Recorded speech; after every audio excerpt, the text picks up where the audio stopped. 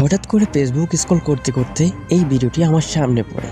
এখানে দেখানো হয়েছে বাবার বয়সী একজন বৃদ্ধ লোককে যে মাংস খাওয়া যায় না, যেটি আমরা নিত্যদিনে ফেলে দিই। মানে এই কোরবানের এই নিকৃষ্টজনক এমন একটি ঘটনার সম্মুখীন এবং সাক্ষী হব পুরো জাতি এই বিশ্বাস করতে পারছি না।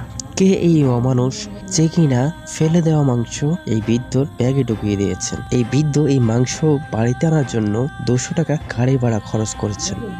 যার পকেট থেকে আয় হয় না 50 টাকা, তার ব্যয় করেছেন 200 টাকা এই ফেলে দেওয়া মাংস বাড়িতে আনার জন্য। ভাবতে পারছেন কি মানুষের বিবেক আজকাল কোথায় নেমেছে? বাবার বয়সী একজন ব্যক্তিকে এই অবাঞ্ছিত যে জিনিস খাওয়া যায় না, বা এটি কুকুরদের খাবার বলতে পারি সাধারণত, সেসব জিনিস তারা ব্যাগে ঢুকিয়ে দিয়েছেন। ব্যাগ খুলে দেখা গেল যে এখানে একটিও ভালো মাংস নেই যে তা তিনি খাবেন, যা ফেলে দেওয়ার মতো অবস্থা। যা কুকুরদেরকে দিল তারাও একটু একটু ছেটে ছুটে ফেলে দিয়ে যেত। আর সেই মাংস কিনা এই বৃদ্ধর ব্যাগে ঢুকিয়ে দিয়েছেন কিছু অমানুষরূপী মানুষ, কিছু মানুষরূপী অমানুষ।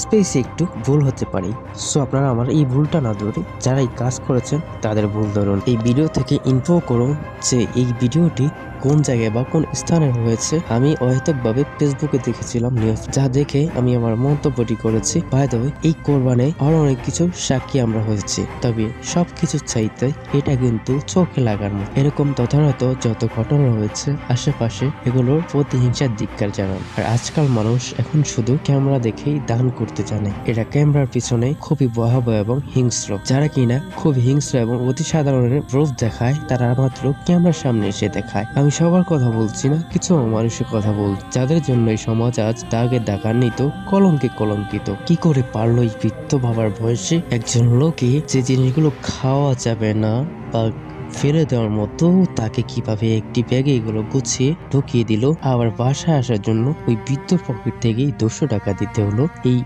অবঞ্চিত এবং অবশিষ্ট যে নোংরা বা কুকুরের খাবার বলতে গেলে, এগুলোকে ব্যাগ ভরে দিয়ে উনি বাসায় ফিরছেন। উনি হয়তো বুঝতে পারেননি গরিব মানুষ কেউ বা করবেন। আসলে সমাজে কি গরিবদের ঠাঁই হবেন? সবার প্রতি একটি মেসেজই রইল, যদি কাউকে কিছু দিতে চান তাহলে ভালো কিছু দিন, অবশিষ্ট বা অবাঞ্ছিত কিছু দিবেন না, যেটি অন্যর কাছে আসবে না। মনে রাখবেন, আপনি যেটা খেতে পারবেন না সেটা ওই লোকও খেতে পারবে না, আপনি যা খেতে পারবেন সেটা অন্য লোকও খেতে পারবে। ধন্যবাদ।